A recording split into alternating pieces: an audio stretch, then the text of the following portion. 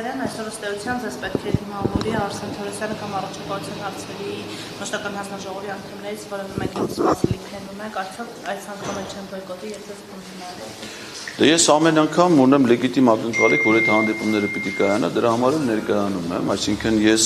չնայած մինչև հիմիկվա իրենց կողմից եղած ձախողումներին չեմ հիասթափվում, արդեն դարձել եմ այս ընդունարանի աշխատակից,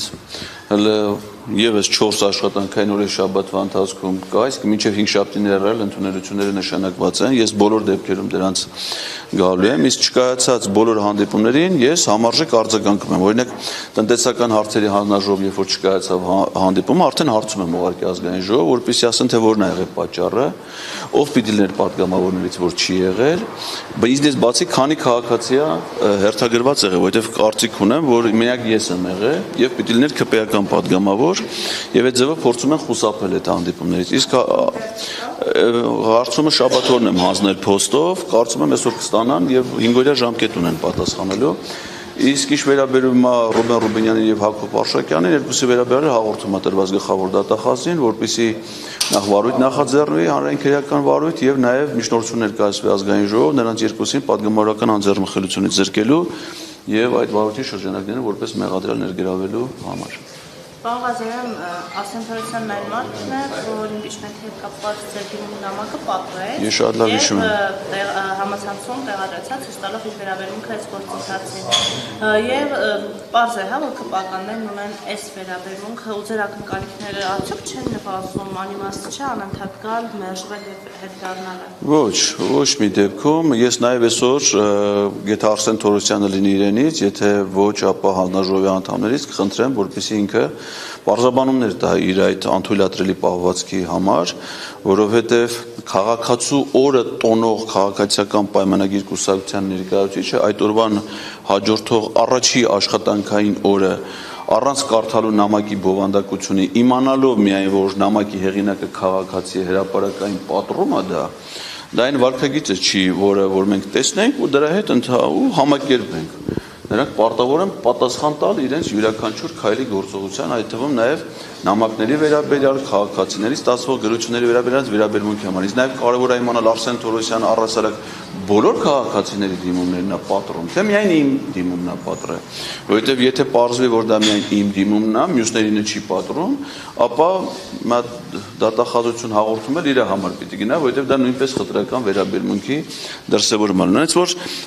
այս մարդկանց հետ մեր վերաբերմունքը կոնկրետ իմ ոչ թե իրենց ապօրինությունների, իրենց անգործության, իրենց հանցավորության հետ հաշտվելն է, այլ դրա դեմ պայքարելն է։ Եվ միգուցե այդ պայքարը որոշակի ջանքեր է պահանջում, միգուցե այդ պայքարը որոշակի հետևողականություն է պահանջում, ինչը ես տրամադրված եմ անելու մինչև վերջ, այնպես որ հիասթափություն չկա, այդպիսի քայլերով իրենք իմ տրամադրության վրա ոչ մի դեպքում չեն կարող ազդել, այլ կարծում եմ, որ կարող են ազդել հասարակության տրամադրությունների վրա, որպեսզի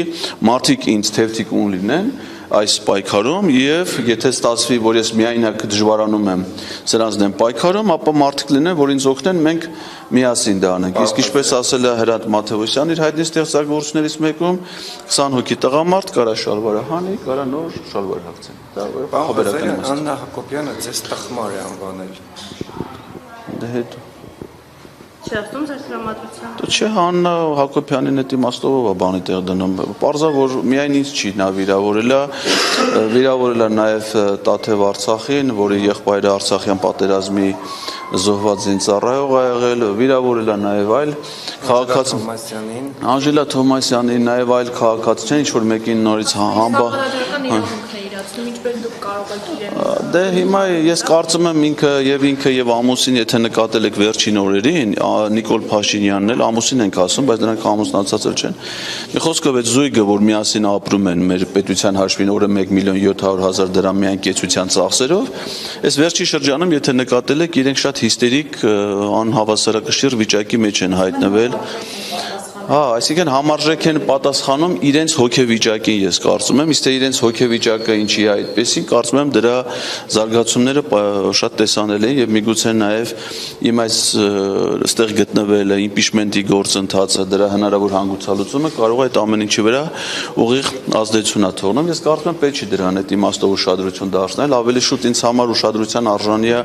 Աննա Հակոբյանի ոչ թե վիրավորական խոսքերն ու արտահայտությունները կամ ոչիլների մասին իր պատկերացումները կամ իր գլխում դրանց քանակը, այլ ինձ հետաքրքիր է Աննա Հակոբյանի գործունեությունը նախապատերազմյան շրջանում, Աննա Հակոբյանի գործունեությունը 44-օրյա պատերազմի շրջանում, Աննա Հակոբյանի գործունեությունը Իմ քայլը հիմնադրամում, Աննա Հակոբյանի ներգրավվածությունը պետական կառավարման համակարգում որոշումների կայացման։ Իսկ դա է հետաքրքիր, ոչ թե իր վիրավորական արտահայտությունները։